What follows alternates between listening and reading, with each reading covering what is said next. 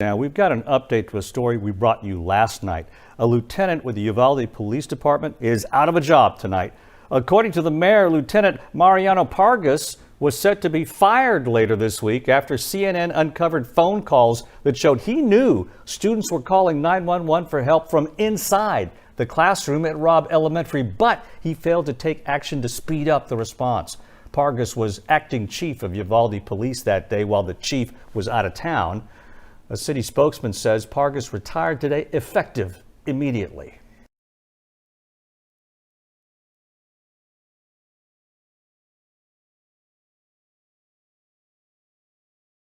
Robb Elementary? Oh my God. New audio obtained by CNN makes clear the top law enforcement agency in the state of Texas was told of the horrors inside Robb Elementary on May 24th as it was happening. I got shots fired. Despite Senior Texas Department of Public Safety, or DPS, officers claiming they didn't know children were trapped with a gunman. The Uvalde dispatcher relayed that critical information to someone inside DPS.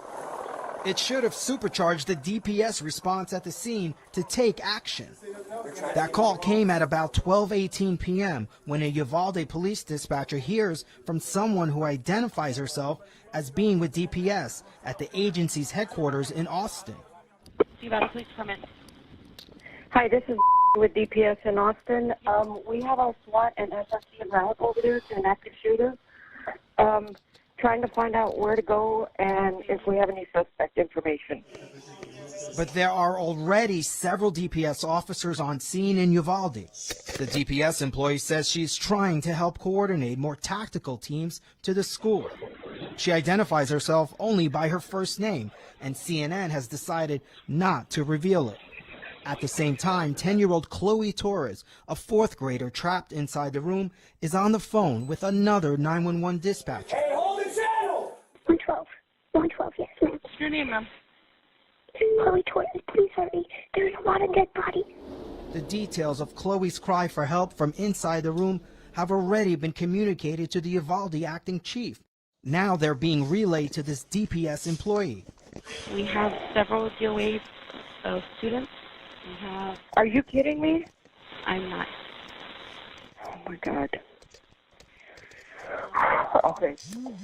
We don't know the caller's rank inside DPS or where else she may have communicated the information within her agency. DPS has not responded to CNN's questions about the call and what happened after it was made. Students barricaded in the classrooms. Barricaded in where? In the classrooms, in all the classrooms. We do have an active shooter. If active shooter protocol had been followed, the responding officers should have used any means necessary to breach the door and kill the shooter. Some officers from the Texas DPS were told to stay out of the hallways and remain on the perimeter of the scene as more and more tactical resources arrived in critical time to save lives went by. Even the Texas Ranger closest to the classroom was not clued in. Ranger Christopher Ryan Kindell, who has been suspended for failing to organize a response that day, can be seen offering to negotiate with the shooter in clear contradiction of active shooter protocol.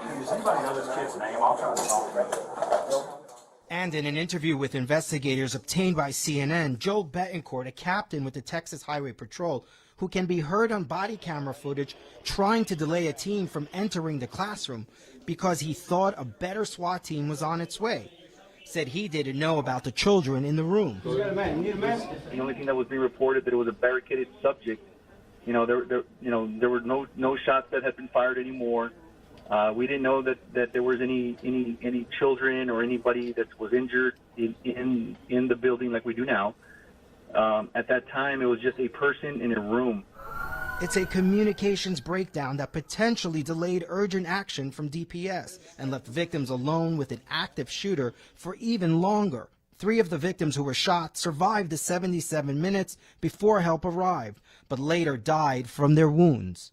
Speaking to CNN this week, the mayor of Uvalde renewed his accusations over a cover-up inside the Department of Public Safety over the failed response, something the agency has repeatedly denied. There were a lot of officers there, a lot of high-ranking officers there.